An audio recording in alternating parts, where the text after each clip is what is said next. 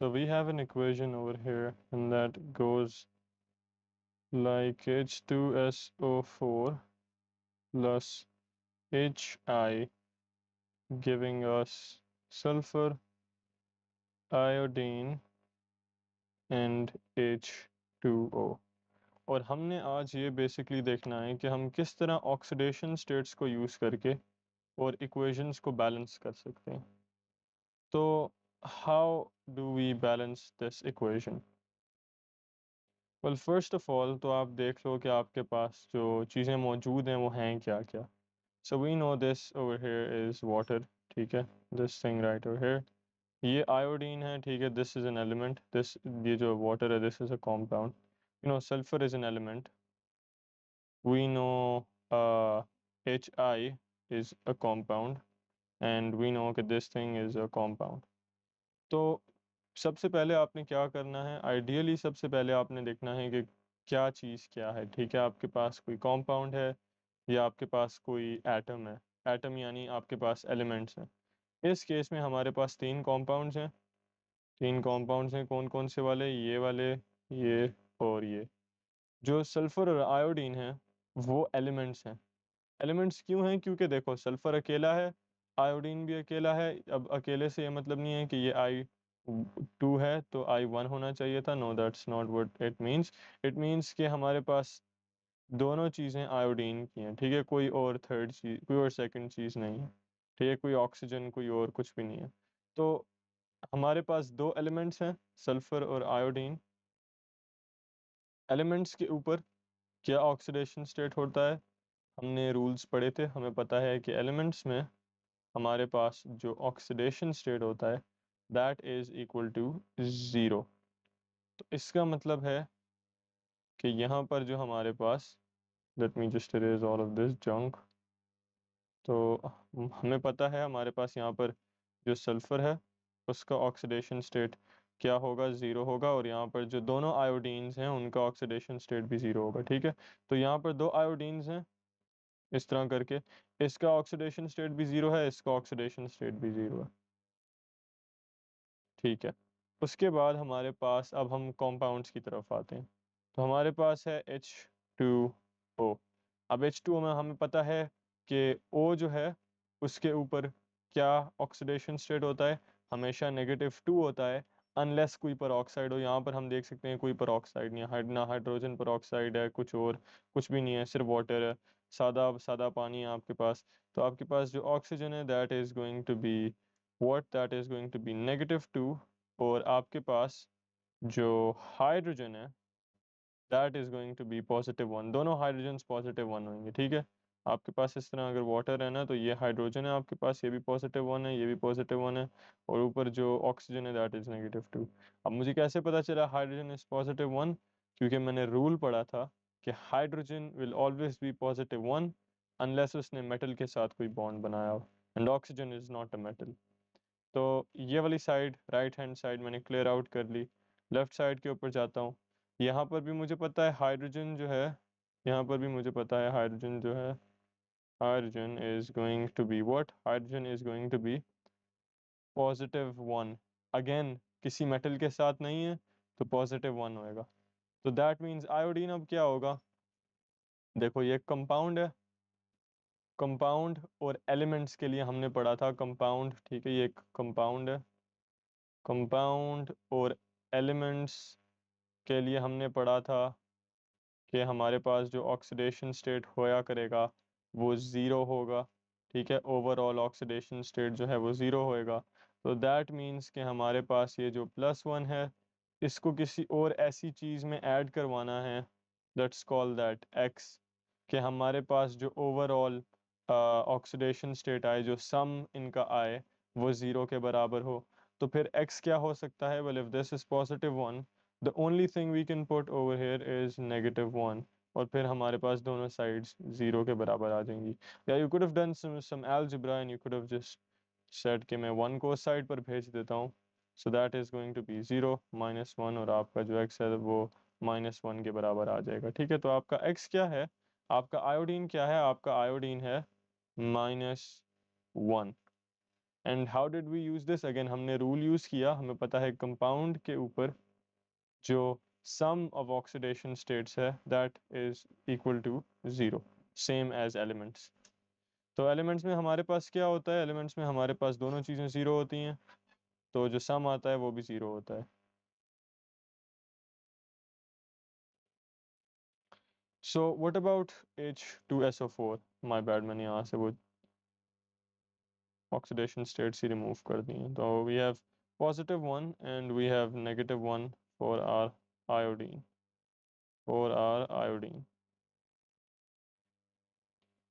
and so we have our H2SO4. H2SO4 is also a compound, और हमें क्या पता है? हमें पता है कि जो कंपाउंड होता है उसका जो सम ऑफ ऑक्सीडेशन स्टेट्स होएगा that has to be equal to zero. Hydrogen का oxidation state is +1 because we can't see any metal over here, सब कुछ नॉन मेटल है, तो hydrogen is going to be +1। ठीक है, ये दोनों हाइड्रोजन जो हैं, ये +1 होंगे। एंड देन हमारे पास SO4 है, तो SO4 इज ए पोलीएटॉमिक आयन। ठीक है, दिस इज SO4। आपके पास इधर S होता है और फिर 4 ऑक्सीजन होते हैं। ठीक है, so you have oxygen there, oxygen there, oxygen there, oxygen there. और इस पोलीएटॉमिक आयन के ऊपर जो चार्ज होता है वो होता है -2 का। ठीक है, जो चार्ज होता है, सॉरी नेगेटिव साइन उधर आना चाहिए, -2 का। तो जो रूल है ऑक्सीडेशन स्टेट्स का फॉर पोलीएटॉमिक आयंस, वो कहता है कि आपका sum of oxidation numbers must be equal to the charge on the polyatomic ion। ठीक है, must be equal to the charge on the polyatomic ion, and इस केस में हमारे पास that is -2। ठीक है, तो you can see कि that is -2। तो इसका मतलब है कि we have sulfur जिसका हमें ऑक्सीडेशन स्टेट नहीं पता, and we have oxygen जिसके ऑक्सीडेशन स्टेट हमें पता है -2 होते हैं, हमने रूल्स में पढ़ा हुआ है, and sulphate isn't a peroxide। तो what we can do over here is we can add this into -2, we can add this into -2, and we can add this into another -2, and so another -2। और ये हमारे पास answer आना चाहिए -2 के बराबर। तो हमारे पास यहाँ पर सल्फर आ जाएगा और यहाँ पर हमारे पास -8 आ जाएगा।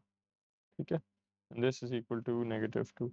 So to find the oxidation state of sulfur, we can just send the 8 to the other side, और ये हो जाएगा -2 + 8, और जो आंसर आएगा वो आएगा +6। So that means sulfur का oxidation state is +6, sulfur is +6, और जो ऑक्सीजन है वो हमने देखे कि यहाँ पर -2 है। ऑक्सीजन जो है वो -2 हमेशा होता है अनलेस एक पेरोक्साइड के अंदर हो। So now we can erase all of this, और अब हमारा असल काम शुरू होता है। अभी तक हमने जो किया था, हम सिर्फ ऑक्सीडेशन स्टेट्स को आइडेंटिफाई कर रहे थे कि किस चीज़ की क्या ऑक्सीडेशन स्टेट है। अब हम इक्वेशन बैलेंसिंग की तरफ जा सकते हैं, and what we are trying to do is we are trying to see कि किस चीज़ की ऑक्सीडेशन स्टेट या ऑक्सीडेशन नंबर के अंदर चेंज आया है। ठीक है, हम चेंज होने वाली चीज़ों को ढूंढ रहे हैं। तो व्हाट वी कैन सी इस के हाइड्रोजन और ऑक्सीजन में तो कोई चेंज नहीं आया। ठीक है, हाइड्रोजन दोनों तरफ +1 थे, और ऑक्सीजन दोनों तरफ -2 था, -2। तो हाइड्रोजन और ऑक्सीजन में तो कोई चेंज नहीं आया, so we can kind of erase these. और ये आपको इंस्टिंक्टिवली पता चल जाना चाहिए। ठीक है, once you have enough practice तो आपको पता होगा कि हाइड्रोजन और ऑक्सीजन को देखने की ज़रूरत ही नहीं है, क्योंकि they are not the ones that are going to change unless आपके पास हाइड्रोजन किसी मेटल के साथ बॉन्ड हो जाए या ऑक्सीजन किसी पेरोक्साइड के अंदर हो। ठीक है, उसके अलावा अब इधर तो हमारे पास कोई मेटल नहीं था, कोई पेरोक्साइड नहीं था, तो आपको ऑटोमेटिकली पता चल जाना चाहिए था कि हाइड्रोजन और ऑक्सीजन को देखने का कोई फ़ायदा ही नहीं है, उनका ऑक्सीडेशन स्टेट चेंज ही नहीं होएगा। बट अब हमारे पास दो चीज़ें हैं जिनका ऑक्सीडेशन स्टेट चेंज हो रहा है। एक तो हमारे पास सल्फ़र है, सल्फ़र का ऑक्सीडेशन स्टेट चेंज होकर 0 में चला गया, और एक हमारे पास आयोडीन है जिसका ऑक्सीडेशन स्टेट चेंज होकर 0 में चला गया। तो फॉर सल्फर हम +6 पर थे और फॉर आयोडीन हम -1 पर थे। ठीक है, और हम -1 से कहाँ गए, हम -1 से यहाँ पर 0 में गए और यहाँ से भी हम 0 की तरफ गए। तो हम अब किस चीज़ को आइडेंटिफाई करना चाह रहे थे, वेल हमें चेंज आइडेंटिफाई करना था। तो चेंज यहाँ पर कितने का आया, यहाँ पर चेंज आया +6 का। यहाँ पर चेंज कितना आया, यहाँ पर चेंज आया -1 का। अब आपने क्या करना होता है, जब आपने ऑक्सीडेशन नंबर का चेंज आइडेंटिफाई कर लिया, तो नेक्स्ट स्टेप शुड बी कि आपने उस चेंज को बैलेंस करना है। ठीक है, आपने उस चेंज को बैलेंस करना है, and that is what we are gonna do right now. तो हमने एसेंशली क्या करना है, हमने इस +6 को इस -1 के साथ कैंसिल कराना है। और वो किस केस में हो सकता है, वो उसी केस में हो सकता है अगर ये दोनों चीज़ें सिमिलर हो। ठीक है, मतलब यहाँ पर +6 है, अगर हमारे पास यहाँ पर -6 आ जाए, इस जगह पर -6 आ जाए, तो ये +6 और ये -6 आपस में कैंसिल आउट हो सकते हैं। तो हमने क्या करना है, हमने इस चेंज को -6 में ट्रांसफॉर्म करना है। और वो हम कैसे करेंगे, वो हम सिंपली ऐसे कर सकते हैं कि हम इस चीज़ को -6 से, सॉरी -6 नहीं, 6 से मल्टीप्लाई करा दें और जो आपका आंसर आएगा दैट विल बी -6। ठीक है, अब यू कैन सी कि ये चीज़ इस चीज़ के साथ कैंसिल आउट हो रही है। ठीक है, +6 -6 गिव्स यू 0। अब what you have to do is, जब आपने नंबर डिसाइड कर लिया अपना मल्टीप्लाइंग नंबर, तो आपने उस चीज़ को भी उसी नंबर से मल्टीप्लाई करना है। यानी यहाँ पर हम इस आयोडीन को जो इस चीज़ का हिस्सा था, उसको उसके चेंज में हमने क्या किया, हमने उसको 6 से मल्टीप्लाई करवाया।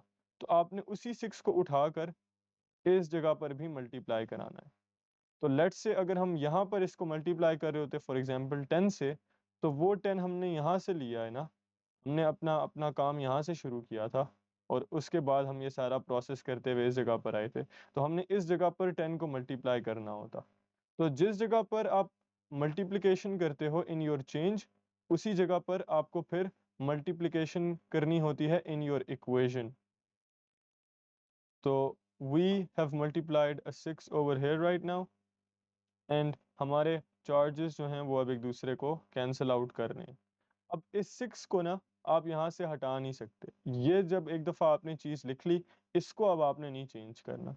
अब आप बाकी सब चीज़ों को बैलेंस कर सकते हो, बट इस 6 को यहाँ से नहीं हिलाना। सो हमारा ऑक्सीडेशन एंड रिडक्शन वाला काम यहाँ पर कंप्लीट हो जाता है। And what we are now trying to do is, now we are just trying to balance our equation in its normal conventional method. तो हमने ये 6 लिख लिया यहाँ पर, लेट्स सी अब हम और किस किस चीज़ को बैलेंस कर सकते हैं। So over here on the right side we have कितने हाइड्रोजन्स, वी हैव 8 हाइड्रोजन्स। ठीक है, तो हम यहाँ पर क्या करते हैं, हम यहाँ पर 4 लिख लेते हैं। एंड सो अब हमारे पास यहाँ पर 8 हाइड्रोजन्स हो गए। और ऑक्सीजन्स हमारे पास कितने हैं on the left hand side, well oxygens जो हैं हमारे पास, ऑक्सीजन्स जो हैं हमारे पास वो 4 हैं। तो हमारे oxygens are 4, and over here हमारे ऑक्सीजन्स 4 हो गए। And so how many iodines do we have on this side? Well, हमारे iodines are 6, and over here what we can do is we can put 3 over here, तो हमारे iodines भी कितने हो गए, हमारे iodines हो गए 6। सल्फर हमारे पास इस जगह पर है 1 और सल्फर इस जगह पर है 1। So we have another equation over here, और let's approach this। हमारे पास हाइड्रोजन्स हैं, हमारे पास इस इक्वेशन के अंदर ऑक्सीजन्स हैं, and preferably what I would do is मैं हाइड्रोजन्स को इग्नोर कर दूंगा, मैं हाइड्रोजन्स को इग्नोर कर दूंगा, and at the same time मैं ऑक्सीजन्स को भी इग्नोर कर दूंगा। वो इसलिए क्योंकि देखो, ऑक्सीजन का ऑक्सीडेशन स्टेट हमेशा -2 रहता है। ठीक है, वो किसी पर में हो अनलेस वो किसी पर ऑक्साइड में हो, और हाइड्रोजन +1 रहता है अनलेस वो किसी मेटल के साथ बॉन्ड करे। ठीक है, अनलेस वो किसी मेटल के साथ बॉन्ड करे। तो यहाँ पर हम देख सकते हैं इधर भी जो हाइड्रोजन है वो किसी मेटल के साथ बॉन्डेड नहीं है, यहाँ पर भी किसी मेटल के साथ बॉन्डेड नहीं है, यहाँ पर तो मोस्ट डेफिनेटली किसी मेटल के साथ बॉन्डेड नहीं है। ठीक है, तो इसका मतलब है हाइड्रोजन का ऑक्सीडेशन स्टेट जो है वो चेंज नहीं होएगा, +1 ही रहेगा पूरी इक्वेशन के अंदर। Now let's look at the oxygens. तो यहाँ पर हमारे पास ऑक्सीजन जो है वो किसी पर ऑक्साइड में नहीं है, H2SO4 के अंदर है, यहाँ पर भी किसी पर ऑक्साइड के अंदर नहीं है, SO2 में है, और ये वाटर है। तो क्योंकि किसी पर ऑक्साइड में ही नहीं गया तो वो -2 ही रहेगा on the left hand side as well as on the right hand side. तो मुझे इसके साथ भी कोई छेड़खानी करने की ज़रूरत नहीं है। Now what I would try and do is I would try to see उन चीज़ों को जिनका ऑक्सीडेशन स्टेट एक्चुअली चेंज करेगा। तो मेरे पास पीछे कौन कौन सी चीज़ें रह गई जिनका ऑक्सीडेशन स्टेट चेंज कर सकता है। वेल यहाँ पर आई हैव माई ब्रोमीन, यहाँ पर आई हैव सल्फर। ठीक है, इनका ऑक्सीडेशन स्टेट यहाँ पर कुछ हो सकता है एंड पॉसिबली इस जगह पर भी कुछ हो सकता है। तो लेट्स फिगर आउट कि इनका ऑक्सीडेशन स्टेट दोनों साइड्स पर क्या होगा। तो HBr पर आते हैं एंड वी नो कि हाइड्रोजन इज +1, तो Br क्या होएगा। वेल हाइड्रोजन इज +1, तो हमने +1 को किसी ऐसी चीज़ के अंदर प्लस करना है कि देखो HBr एक कॉम्पाउंड है ना, और हमने रूल पढ़ा है कि कॉम्पाउंड का जो ऑक्सीडेशन स्टेट का सम आना चाहिए वो 0 आना चाहिए। ठीक है, तो what we can do is we can send the 1 to the other side and we are going to have our x equal to -1। तो सिंपली यहाँ पर -1 लगा देते हैं। इन द सेम वे हम अब सल्फर को देख लेते हैं इन H2SO4, और हमारे पास SO4 is a polyatomic ion, so SO4 is a polyatomic ion। तो यहाँ पर ऑक्सीजन जो हैं वो हमें पता है हमेशा -2 होते हैं अनलेस इन अ peroxide। तो अब अगेन पोलीएटॉमिक आयन के ऊपर चार्ज क्या है, वो भी -2 है। तो वही ऑक्सीडेशन का जो रूल है कि आपका जो पोलीएटॉमिक आयन का सम होना चाहिए ऑफ ऑक्सीडेशन स्टेट्स वो -2 के बराबर आना चाहिए। तो you can do the math, वो ऑलरेडी हमने लास्ट पार्ट के अंदर कर लिया है, और आपका आंसर जो आएगा that has to be +6। Your answer should be +6। Now let's look at Br2 and SO2 on the right hand side. तो हम Br2 को देख लेते हैं। Br2 is what, Br2 is an element. ठीक है, ब्रोमीन है ये, this is an element. Bromine के अलावा इसके अंदर कुछ और है ही नहीं, और हमें पता है एलिमेंट के अंदर जो एटम्स होते हैं, तो यहाँ पर Br2 जो है इसमें 2 ब्रोमीन एटम्स हैं, इन दोनों का ऑक्सीडेशन स्टेट 0 के बराबर होएगा। तो we can put 0 over there and we have SO2 over here. SO2 is a compound, is a covalent compound. इसके ऊपर हमें पता है कि एलिमेंट्स और कोवेलेंट कंपाउंड्स में जो आपका सम होता है ऑक्सीडेशन स्टेट्स का that must be equal to 0, must be equal to 0। तो what we can do is we can say हमें सल्फर के बारे में नहीं पता उसका ऑक्सीडेशन स्टेट, बट हमें ऑक्सीजन का ऑक्सीडेशन स्टेट पता है। So we have sulphur and we have our oxygens and we know कि ऑक्सीजन के ऊपर -2 होता है। तो we can go ahead and solve this real quick. इसका सम आना चाहिए 0 के बराबर। So that is going to be x subtracted by x subtracted by 4, and what we can do is we can send the 4 to the other side। तो हमारे पास sulphur के ऊपर charge +4 का आ जाएगा।